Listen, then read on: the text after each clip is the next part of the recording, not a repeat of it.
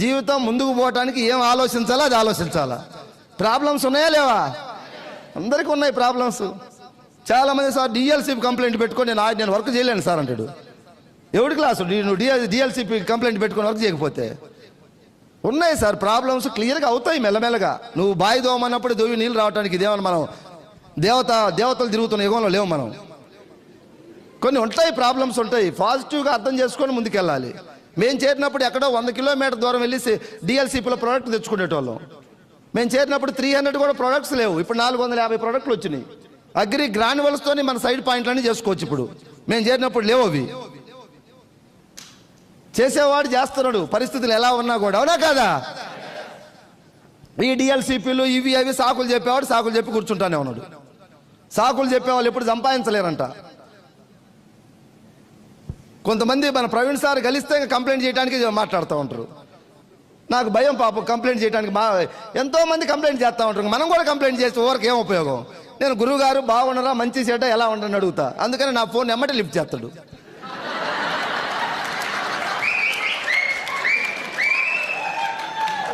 Real sir ఇది.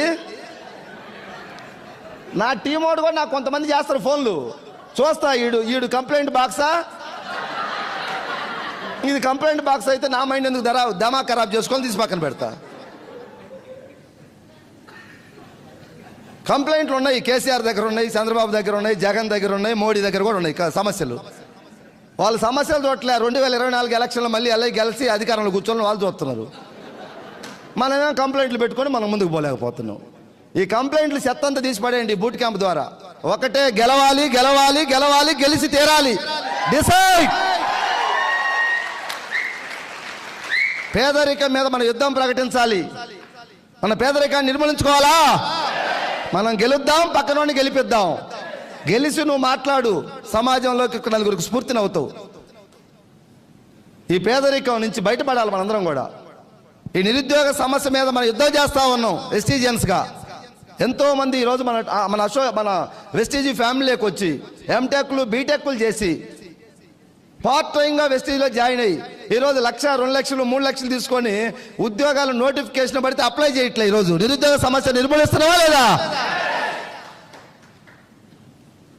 ఉద్యోగాలు సైతం వదిలేసిన వాళ్ళు వెస్టీజ్ సిస్టంలోకి. ఈ హాల్లో కూడా ఎంతో మంది కూర్చో ఉండొచ్చు. మా టీంలో ఒక మేడం హైదరాబాద్లో, చిన్న విలేజ్ హైదరాబాద్ పక్కన ఒక 15 కిలోమీటర్స్ నాగోల్ దగ్గర, కుత్బుల్లాపూర్ ఊరి పేరు. బీబీ మేడం పేరు. ప్రైవేట్ స్కూల్లో ఆయమ్మకి ఎంత ఇస్తారు సార్ శాలరీ? అమ్మ అందరూ మాట్లాడాలా?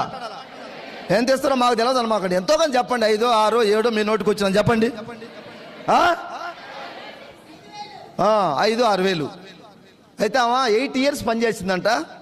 స్టార్టింగ్లో 3,000, 8 సంవత్సరాలు పనిచేస్తే 500 జీతం పెరుగుతూ 8,000 అయింది 8 సంవత్సరాలకి. కరోనా టైంలో ఆ జాబ్ కూడా స్కూల్లో బంద్ అయిపోయింది, లేదు. ఆ టైంలో ఒక ఆర్టీసీ కండక్టర్ ఆమెను పట్టుకొచ్చిండు బీబీ మేడం మీటింగ్కి. మీటింగ్ ఇన్న తర్వాత ఒక 800 రూపాయలు పెట్టి మనకు ఆయిల్, సబ్బు, సరుపు, పేస్ట్ తీసుకుంది. ఇక్కడ ఎవరు ఇంత కొనమని చెప్పట్లే మన ఎండి గారు, అవునా కదా? ఐడికి ఏమైనా డబ్బు కట్టమంటున్నాడా? ఇంత ఈ కంపెనీ లాంటి గతంలో ఒకటి వచ్చినాయి మార్కెటింగ్. అవి రైటు లెఫ్ట్ కట్టేది, కట్టిపిచ్చేది. ముందు నువ్వు ఇరుక్కోవాలా, నలుగురు ఇరికియాలా. ఈ పనికిమాలిన కంపెనీలు వచ్చి ప్రజలను దోసుకొని పోయినాయి. మనకు అవగాహన ఉండి లేక దాంట్లో కొంతమంది చేతులు కాల్చుకున్నారు. ఇప్పుడు మనం కొత్తగా వెస్టీజ్ అని పోయేసరికి ఇట్లాంటి మేము ఇన్ని చూసామంటున్నారు. సార్ ఇన్ని చూసాము, కట్టేది కట్టించేది చూసాము. సార్ దీంట్లో ఏమైనా ఉందా కట్టేది? ఒక్క సబ్బు కొనుక్కో చాలు 35 రూపాయలు పెట్టి. వాడు నీకు నచ్చితే మళ్ళీ కొను, లేదంటే ఆపేసి. ఇంకెక్కడుంది ఇక్కడ fraud?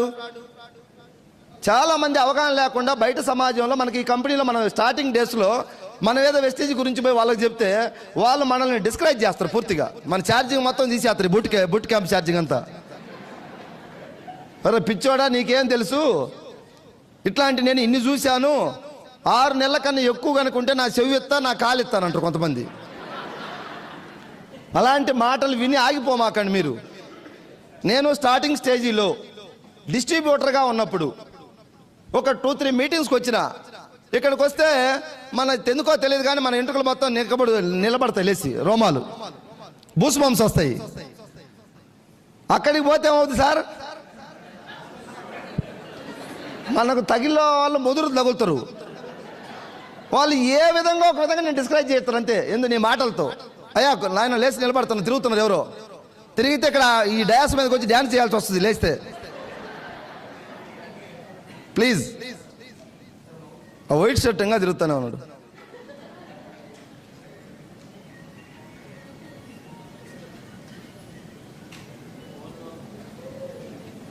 Please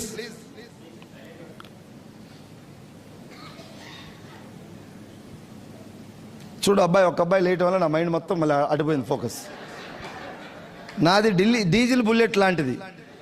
Praveen sir, Ranjith sir, వీళ్ళు మన సాహు సారు, వాళ్ళు స్పీకర్స్ బాగా మాట్లాడతారు. నేను అంత స్పీకర్ని కాదు. స్టార్ట్ అయితే ఆగదు, ఆగితే మళ్ళీ దొబ్బాలు ఎవరైనా వచ్చిన బండి. డీజిల్ బుల్లెట్లు అంతే ఉంటాయంట, స్టార్ట్ కావాలి అయితే ఎవరైనా దొబ్బాలు వచ్చి. మీ అందరినీ థ్యాంక్ యూ రిక్వెస్ట్ చేస్తా ఉన్నాను. ఎందుకంటే నా బండి ఆపితే దొబ్బాల్సిన బాధ్యత మళ్ళీ మీదే అవుతుంది. నాది కదలదు ముందుకు, అందుకు అదొక మైనస్ ఉంది. ఈసారి మన ప్రవీణ్ సార్ ద్వారా బాలి సార్ ఎప్పుడైనా కలిస్తే చెప్తా మాట, సార్ నాది బండి ఆగిపోతే స్టార్ట్ అవడానికి ఏమైనా క్యాప్సులు తయారు చేయండి, అమ్మటి వేసుకొని మళ్ళీ వాటర్ దాకా స్టార్ట్ చేస్తా.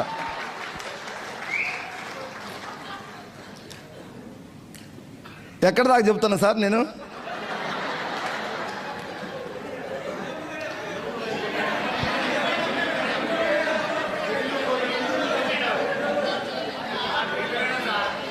థ్యాంక్ యూ ఒక్క నిమిషం.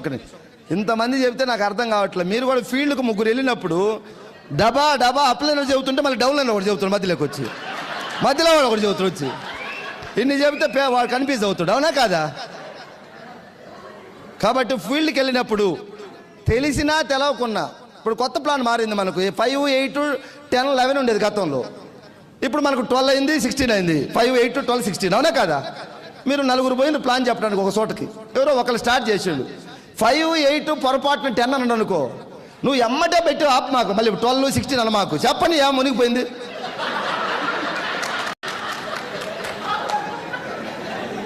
ఎవరైనా పొడుతుంటే నువ్వు ఆపాలా ఎమ్మటే. ప్లాన్ చెబుతున్నాడు ఆయన. ప్లాన్ చెబితే 5, 8, 10, 12, 11 చెప్పిండు. రేపు 16 బాలి సార్ ఇస్తాడా? ఇస్తాడు కదా. ఆవేశం తట్టుకోలేం మనం. దయచేసి అందరూ ఇవన్నీ చిన్న మిస్టేక్స్ చేస్తున్నాయి, మనం అవి మార్చుకుందాం, అవునా కాదా?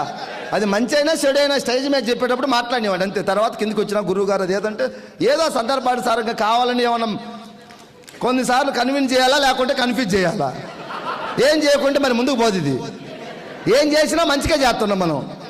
ఎసార్ 100 అబద్ధాలు ఆడేది ఒక పెళ్లి చేయమన్నారు పెద్దలు మనకి. అట్లనే మనం ఏదైనా చెప్పినా తప్పేం లేదు, దీనికి మంచి చేస్తున్నాం కాబట్టి. ఆయన ఏమన్నా ఒక 20,000 కట్టించి 40,000 ముంచితే అబద్ధం చెప్పకూడదు మనం. ఇక్కడ అబద్ధాలు కూడా ఏముండవు.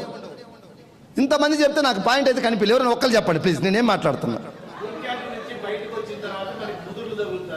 Very good sir, thank you sir. So నాకు అది గుర్తుంది. మీరు వింటున్నారా లేదా, ఎంతవరకు ఎక్కిందని అడుగుతున్నా.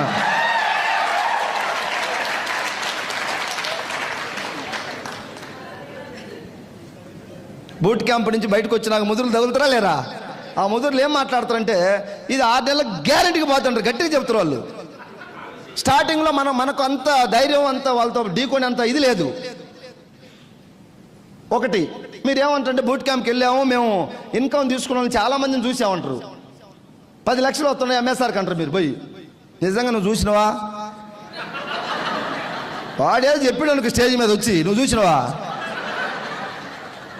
లేదు నువ్వు కొంచెం ధైర్యవంతుడే, లేదు నేను చూశాను, నాకు స్టేటస్ చూపించండు, లేకుంటే బ్యాంక్ స్టేట్మెంట్ చూపించండి, గట్టిగా మాట్లాడితే ఏమంటారు తెలుసా? మళ్ళీ ముందు జాయిన్ అవ్వబట్టి వచ్చినాయి నీకు వస్తాయా? వాడి దగ్గర రెడీగా ఉంటాయి క్వశ్చన్లని మిమ్మల్ని సెట్లపాలు చేయటానికి. క్యాంప్కి వెళ్ళి వచ్చింది మనం, మనకు సలహాలు ఇచ్చేవాడు ఏ రేంజ్ అనేది ఆలోచించండి, అవునా కదా? అర్హత ఉందా మనకు సలహాలు ఇచ్చేంత అర్హత? వెస్టీజ్ మీద అదర్ కావచ్చు, ఆయన ప్రొఫెషనల్ కావచ్చు, లేకుంటే ఇంకేమన్నా ఆయన రంగంలో ఆయన గొప్ప కావచ్చు. ఈ రంగంలో మనకు అంతో కొంత నాలెడ్జ్ ఉంది. మీకు ఏదన్నా డౌట్ వస్తే మీ అప్లైన్ అడగండి. నిజంగా సార్ వాళ్ళకి 10 lakhs వస్తున్నాయా లేవా అడగండి. బ్యాంక్ స్టేట్మెంట్లు ఉన్నాయి, పంపిద్దాం. టీడీఎస్ కడుతున్నాం, పంపిద్దాం. దయచేసి మీకు కూడా ఇలాంటి వాళ్ళు తగులుతారు. ఎక్కడ తగులుతారు తెలుసా? బయట ఎక్కడో కాదు, మన ఇంట్లోనే తగులుతారు, గుర్తుపెట్టుకోండి.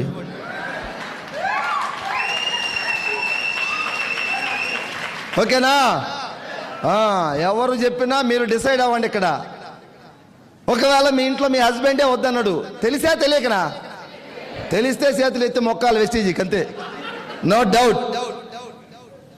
ఒక్కొక్క ఆయన 20,000 జాబ్ చేస్తుండే, వెస్టీజ్ వద్దు గిస్టేజ్ వద్దు, 20,000 ఆయన చేసే జాబు.